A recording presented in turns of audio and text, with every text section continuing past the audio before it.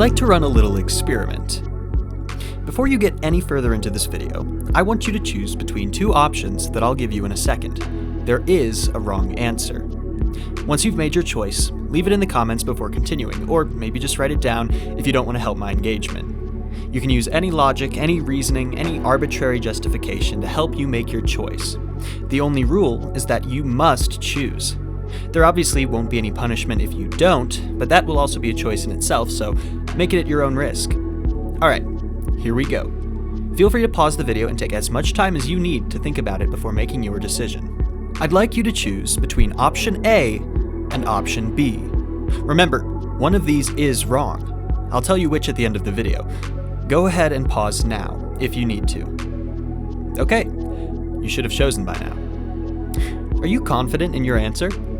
No? Why not? Isn't it a simple question?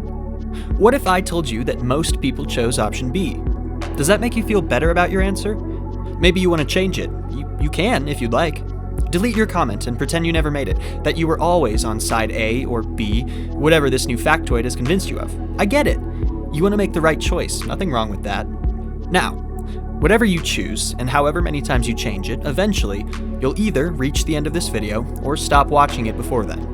I don't recommend the latter, as you'll be missing out on the conclusion of this experiment, but either way, whenever you reach one of those 2 points, you will have officially chosen either option A, option B, or nothing. And you'll have to deal with that, whatever the consequences are. Like I said, there is a wrong answer. But for now, just hang on to that choice. See how it sits with you. See if you feel the impulse to change it at any point. The conclusion will come, no matter what. But let's move on for now. Mouthwashing, developed by indie studio Wrong Organ, was one of the most creative and horrifying games to come out in 2024, and it developed a huge fan base very quickly after its release. People really latched onto the setting and characters of the game, not just for how well the characters were written and their unique relationships, but also for the deeper, more serious themes and visuals throughout the story that required more critical thinking and stomach than simple fandom usually asks for. If you're curious about Mouthwashing and its plot and themes, I covered it as a part of a recent video about self-destruction and responsibility. You should go watch it after this. We're not talking about Mouthwashing today, though. We're talking about the game that came before it.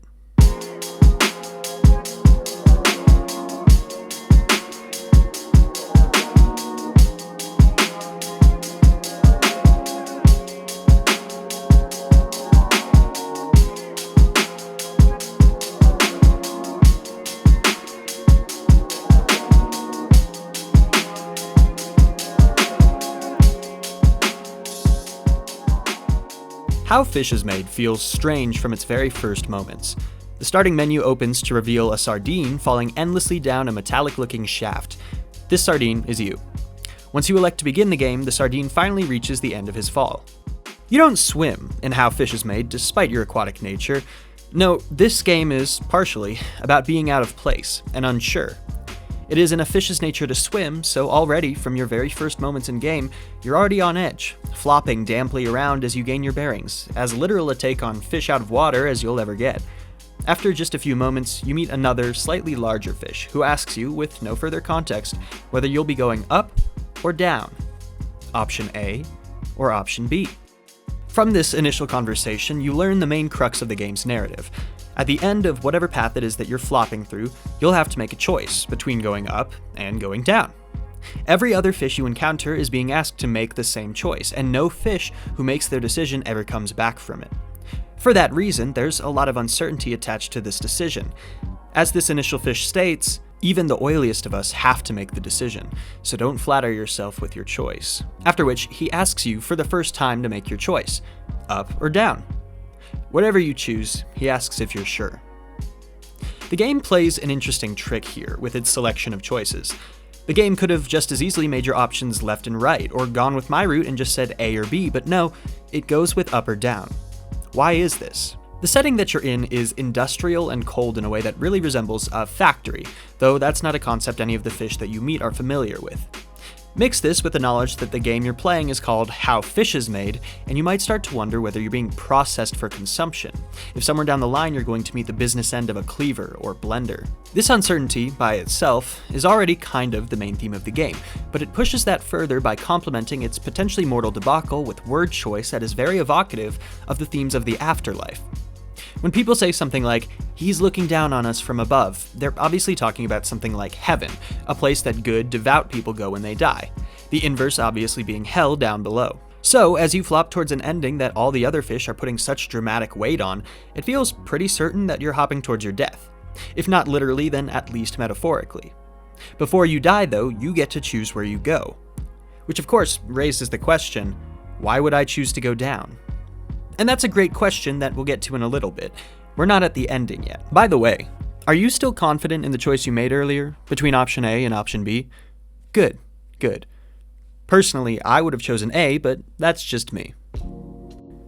As you go to leave the first room, the other fish calls to you one more time, informing you that the machine can't talk to you, so don't bother talking to it. That's ominous. Certainly doesn't make me any less confident in how this is all going to end. In the next room, you encounter two more fish. One is thin, energetic, and absolutely certain that the way to go is up. It says you look smart enough to know that up is clearly the right answer. It says it's always known, never asked, never changed, never lied. This is a fish that has complete and utter faith in its own decisions, who has never thought critically about why it believes them, satisfied enough with their own satisfaction.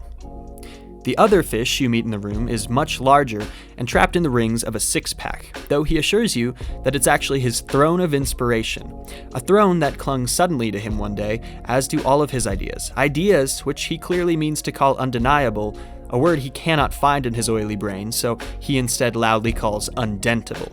He immediately casts doubt on the thin fish you just spoke to, saying that he is lost, like so many are. You can only poetry them. As you may have noticed, Old King Inspiration here is incorrectly using polysyllabic words to make his point sound smarter, which is just consanguineous. When he says poetry, he means pity. When he says undentable, he means undeniable. But confidence is key, and he's pretty confident that he knows what the fuck he's talking about. The fish in the rings is certain that the actual choice to make is going down, and he assures you that he has thought long and hard about what answer is the correct one, stating that all of his answers come to him very quickly. He offers to explain his logic but decides not to, as it would be too complex for you to fathom. A standout line from him, "I have never, ever thought of a single reason to question myself." As you move on, he says, "You're welcome," believing he has saved you from making a terrible choice. This entire interaction with both of the fish is a pretty interesting microexample of the dangers of pseudo-intellectualism, which is a term that refers to the act of pretending to be more intelligent or knowledgeable than one truly is. Both fish, certain of their contradicting answers, have exactly the same amount of information about the outcomes of their decisions as each other, and yet one of them, the fish that I have dubbed Old King Inspiration, actively discredits and insults the other for reasons that are arbitrary at best and completely undermining at worst. He has taken, like the fish he is criticizing, his assumptions at face value, and the only thing that separates the two is the fact that he is trapped in soda rings. However, because he has decided that this entanglement is a good thing, he uses that as a reason to naysay. From our human perspective, though, if we had to choose, we'd probably rather be the energetic fish, bouncing around, not trapped in suffocating plastic. By the time this interaction is over, we've heard two differing opinions, a lot of big words, but nothing concrete. We know just as much as before we flopped in here. All that has been made clear to us is how divisive any difference of opinions can be, regardless of the circumstances. But we flop on. Hypothetical. If all of your friends chose option A, and all of your family chose option B, which option would you choose? Would it matter?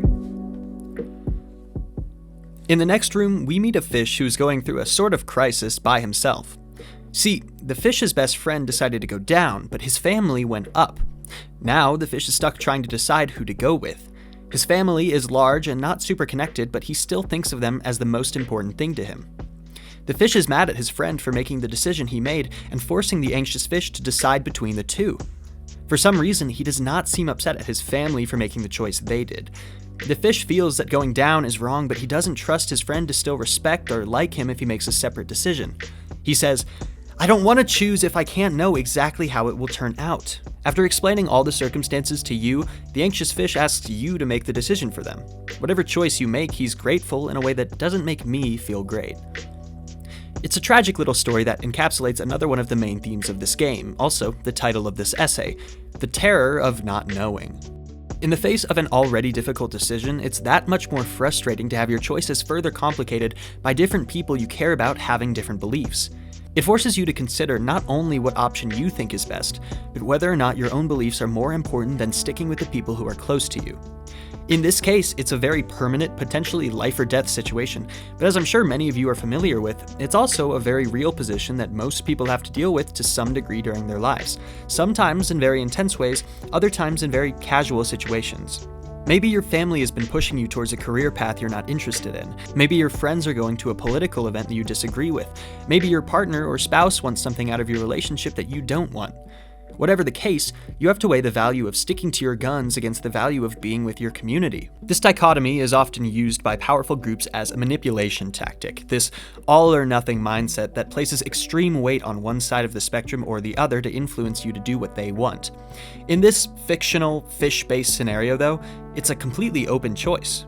No one, as far as I can tell, benefits or is hurt by you making one choice over another, other than potentially the people, or fish, I guess, who have already made it. For that reason, it could be considered easier to remove the choices altogether. But we are not afforded this easy out, so on we flop.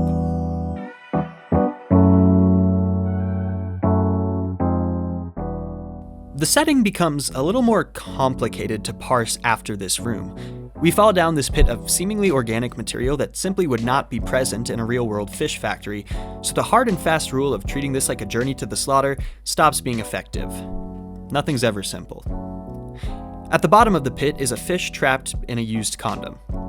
Yep, this is exactly as disgusting as it seems. However, these fish have never seen a condom before. The one trapped in the condom is dead, which is probably a good thing for them, but outside, a fish is weeping at the sight, not out of fear, sadness, or disgust, but pure reverence. To a creature who has never known anything outside of the ocean, I assume, and this processing area, whatever you want to call it, this human artifact is completely alien. I'm about to write, and then, I guess now, record a sentence that I don't think has ever been said before. This fish condom is a perfect explanation of how cosmic horror works. Allow me to elucidate. Cosmic horror works by playing with familiarity. When your brain recognizes something, it is doing so because throughout its development, it has picked out the exact criteria which it can associate with an item, name, figure, idea, whatever. Its normalcy is based off of what you've already encountered. That's why so many little kids call any fluffy animal with 4 legs a dog, because that's the animal that they're most familiar with and they don't yet have any comparison points to narrow down their own definitions. Cosmic horror works by presenting a scenario where you or the protagonist has zero frame of reference for what they're witnessing. There is no possible way for a fish to comprehend the intended usage of a contraceptive. Fish do not have sex, fish do not have the organs that would necessitate a contraceptive, and in most scenarios, fish do not have the brain power, or likely the urge, to take preventative measures against creating more fish. I shouldn't have had to explain that all to you, but I'm doing it for the sake of my comment section. The reason this is cosmic horror is because the condom is a tool from a group of beings that are completely disparate and incomprehensible to the species depicted here, fish. Because of this, when presented with said tool, a fish's understanding of what they're seeing is based around a framework of thinking and living that has zero similarities to the tool's original creator, and thus, every part of that item's interpretation is completely subjective and alien. A fish cannot define what they're seeing as what it really is, and so they default to taking in whatever information they have access to that they can understand, and try to marry that to whatever questions are left. This is how Lovecraft liked to write his antagonists, as so beyond the human realm of interpretation that their pure form is near impossible to describe. The weeping fish does not know what they're seeing, only that it's not of their world, and that another fish, for whatever reason, has access to it, and they don't. In the face of their situation, having to make the choice to go up or down, this seems like it could potentially hold a third option that the dead fish found. Is it a better option? Probably not, but who's to say? Certainly not the reacting fish. To that fish, it exists as a question, an unknown, but a separate unknown than the one everyone else is dealing with. It must mean something, sob. But what? What is it trying to say? But most interestingly, despite the cosmic horror of the condom, this fish is failing to recognize the greater incomprehensibility they exist within right now. This weeping fish believes it is in the stomach of some great beast because how else would a fish interpret the strange zone that they're all suffering through? The horror here is how little the weeping fish understands the true stakes of their situation. Maybe, for this reason, they gravitate towards the fate of the trapped, dead fish. There is certainly peace in death. No more floundering, if you'll forgive my pun, no more wondering what to do. But of course, to be dead, you have to die, and not choosing is still a choice. The fish asks you to interpret what the condom is saying about your options, up or down. Kind of weird to think that this random detritus would have any bearing on your final choice. Hate to bring it back up, but you're still good on that A-B choice, right? You still know what you want? You confident? As we move forward, we find our path blocked by an industrial door. It appears that a fish has somehow gotten itself lodged in the gears that move the door back and forth, thinking of them as the gills of this beast therein, again proving the misconception many of the fish have accepted as reality, and that they'd be able to escape through them. This is not the case. The fish asks for your help getting them out, but unfortunately, there's only one way to do it. Despite pleas from the trapped fish, you hop over to a big red button that gets the gears moving again, and the fish is brutally crushed to death. Rest in pieces. For the record, there's no option here to safely remove the fish. There are only two options: continue forward or don't. As I've been saying, not making a choice is still a choice in itself. Here, you're presented with two terrible options, both of which, somewhat refreshingly, you know the outcome of. Either nothing happens forever, and out of character you just stop playing the game, I guess, or you cause the death of one of your peers. What's more important, finishing your journey or not being responsible for any violence?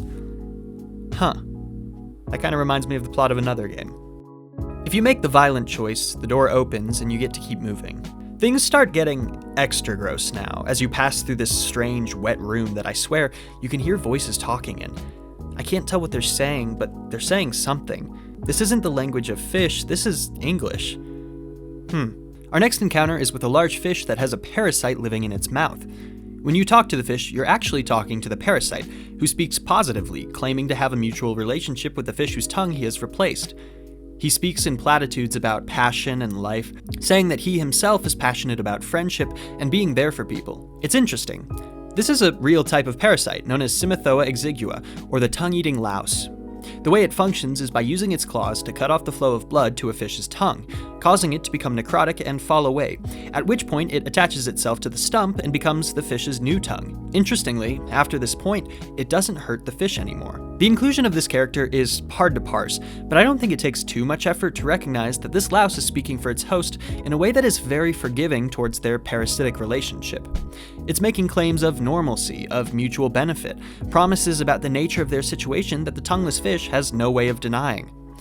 Now, you can read this in whichever way you want, that's the point of games like these, but I think this scene could be meant to display the cognitive dissonance between the displayed positivity of a parasitic force versus the actual moral ramifications of taking advantage of another's indecision. This is backed up by what follows your conversation with the louse, that being a song. This song is gross to watch, but full of interesting ideas, most of which have to do with ignoring negative signs, making peace with disgusting things happening, and following directions from those who speak more forcefully than you without question. The song also asks an interesting question about halfway through. Do fish feel pain? And honestly, whether or not they do, which they do, that's not really the question being asked here, at least not as I read it. To me, the question reads a lot more like, if a tree falls in the forest and no one is around to hear it, did it make a sound? By which I mean, the answer is obviously yes, but if no one acknowledges it, then it might as well be no. Now, if we're just talking about fish here, that's certainly an interesting thought experiment, especially in the face of our current gaming experience, but if we abstract the concept, it's really just asking, am I doing harm if no one calls me out on it? Obviously, the fish can't call the louse out on its actions or beliefs because its tongue has been taken, but think further. When you, or I guess I, made the decision to kill that fish to keep moving, how easy was it to move on from that experience? To finish the game, to make it to our final decision, we had to, but does that make it better? Victimizing something else to serve our own means? The hook of the song is killing time living with it. You'll be buried with it. This could refer to literal parasites, but it could also, if you'll forgive the pretentious interpretation, refer to the weight of your actions. You have to live with anything and everything you do, all the choices you make, regardless of the circumstances. And even when you're gone, the outcome remains. The choices were made. In fact, as the song ends, the parasite implies that it has left you with something you'll feel soon. Another parasite? Or a new system of ethics? Who's to say? This song is the part of the game that most people remember. Let's move on.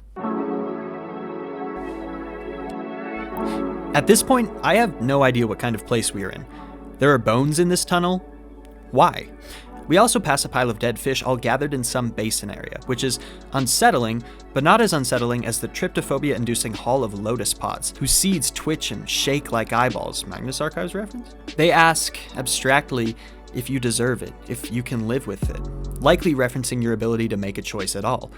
Their words are vague, super open for interpretation, and spoken more quietly than any other dialogue in the game, leading me to wonder, are the Lotus Pods speaking at all? Or am I, under the imagined gaze of the seeds, questioning my own capacity for decision-making? It is this uncertainty that rings through your head as you finally make it to the end of the line. Lights popping on as you move forward, illuminating the last stretch of your journey, and waiting in a large ring for you at the end is another fish. Here to throw some last doubts your way. But before we talk about that, why don't we end our little experiment? Choose option A or option B. Okay, you've made your choice. I didn't lie to you. There is a wrong answer. Only the truth is, I don't know what it is any more than you do. I mean, seriously, I'm a random voice on the internet, who maybe you trust the opinions and judgments of, but otherwise is living the same experience as any of you. Eating, sleeping, going to work, talking to people, and making my own definition of what life is. You're presented with option A and B pretty much every day, also C and D, and hell, all the other letters in the alphabet. Not every choice is dramatic and life-changing, but they all do accomplish or fail to accomplish something. So I ask you this. Did you make the right choice?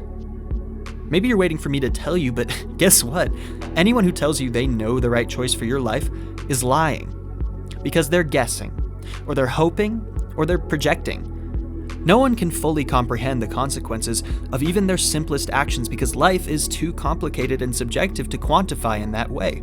And to make the claim that option A is better than option B, two options that mean, let's be honest, essentially nothing, is ridiculous. And you already knew that. If I had come out and said, option A is the right choice, anyone who chooses option B is a bad person, that would be crazy. Because life is not black and white in that way, and I didn't give you the tools to make a more informed decision. Now, please don't misinterpret this as me saying that every choice you'll ever be given will be completely fair and equal. There is obviously such a thing as compelling evidence and favorable outcomes. What I mean to say with this essay is that for the big stuff, the stuff that we're all just guessing about, the stuff that goes beyond the measurable or the social or the political, that only has to do with you and how you lead your life, you have to make the choice for yourself and live with it. You'll be buried with it. The fish in the ring tells you that the choice you've been given is worthless.